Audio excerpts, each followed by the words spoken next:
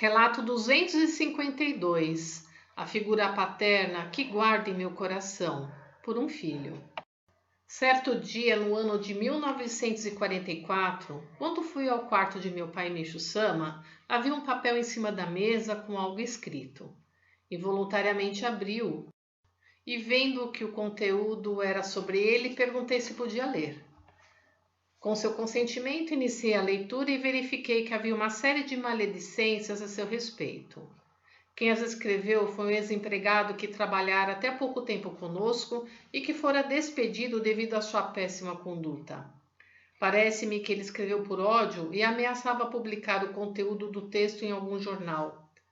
Meu pai deixou que eu, seu filho, lesse aquela carta cheia de palavras maldosas contra ele sem nenhum receio. Refletindo sobre o assunto, se ele não tivesse muita confiança em si mesmo, não teria procedido daquela forma. Provavelmente uma pessoa comum teria escondido logo o papel. Meu pai não só tratava as obras de arte com muito cuidado, mas também os utensílios de uso cotidiano. Ele chamava nossa atenção severamente quando, em meio a brincadeiras, quase quebrávamos ou estragávamos os utensílios. Mesmo assim, houve ocasiões em que danificamos alguns objetos. Nesses casos, estranhamente, ele não nos repreendia com severidade, mas só nos chamava a atenção. Geralmente, os pais advertem os filhos só depois que eles quebram alguma coisa. Meu pai, ao contrário, fazia-o antecipadamente. Uma vez, quando meu pai estava em Hakone, fui visitá-lo vestindo uma camisa polo extravagante com listras amarelas e azuis de 5 centímetros de largura, lançada como moda pelos soldados americanos. Meu pai, com um certo ar de ironia, disse apenas: "Você parece um mafioso." Hoje em dia, essas camisas vistosas são comuns, mas na época eram poucos os japoneses que as usavam. Creio que foi por isso que meu pai disse aquilo.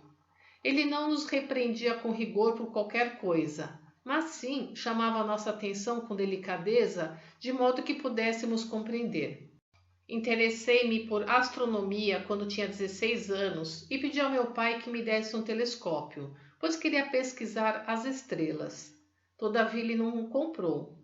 Então decidi fazer umas economias e, comprando só as lentes, eu mesmo montei um telescópio. Durante um bom tempo, enfrentei muitas dificuldades, porém, concluída a tarefa, levei-o à escola. O professor me elogiou. Ficou excelente. Dessa forma, participei da exposição de trabalhos escolares promovida pela cidade de Tóquio e meu telescópio ganhou um prêmio especial. O imperador compareceu à exposição e me congratulou pelo meu trabalho. Tenho guardada com todo carinho a foto tirada nessa ocasião.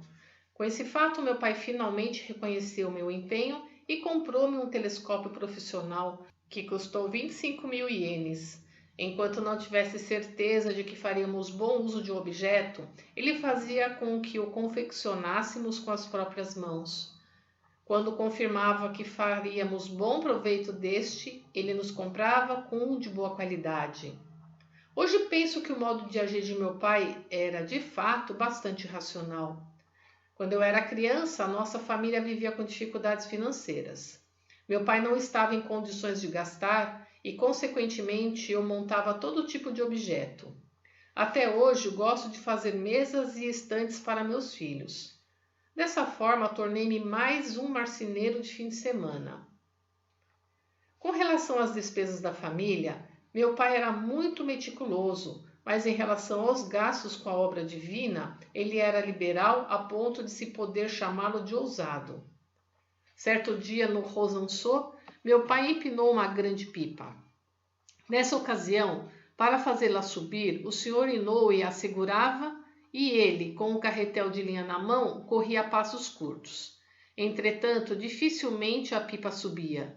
Isso ocorria por não haver equilíbrio entre o centro de gravidade e o cabresto da pipa, portanto bastava ajustar o cabresto. Embora soubesse disso, ele persistiu por diversas vezes e por fim a pipa subiu de maneira excelente. Esse ponto mostra como meu pai era uma pessoa insistente e bastante teimosa. Se por outro lado fosse rígido, meu pai também era extremamente caloroso. Recordo-me que na época em que morávamos no Rosançon, após as refeições, meus pais, meus irmãos e eu passávamos momentos muito animados. Por exemplo, quando tocava alguma música no rádio, meu pai, bem-humorado, acompanhava o ritmo, primeiramente batendo as mãos enquanto cantava. Depois passava a bater em uma lata de chá, ora na tampa, ora no fundo, pegando-a pelo lado e girando-a em demonstrações realmente hábeis e divertidas que provocavam gargalhadas em todos.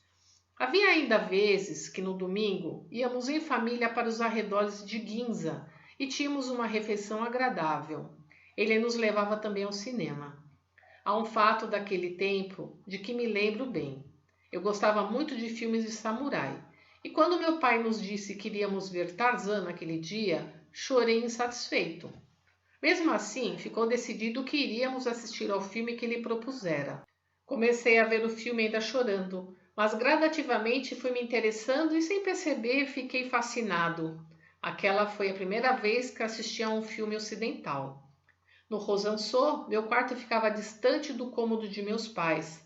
Por isso, eu encontrava meu pai só na hora dos cumprimentos ou das refeições. Por essa razão, aguardávamos o domingo ansiosamente. Nesse dia, nós, os irmãos, nos reuníamos no quarto de nosso pai e recebíamos a mesada. Ele abria a carteira e entregava o dinheiro a cada filho. Eu recebia 5 centavos de iene, meu irmão mais velho 20 centavos e minhas irmãs mais velhas cerca de 15 centavos. Desse modo, a quantia que cada um recebia era de acordo com a idade.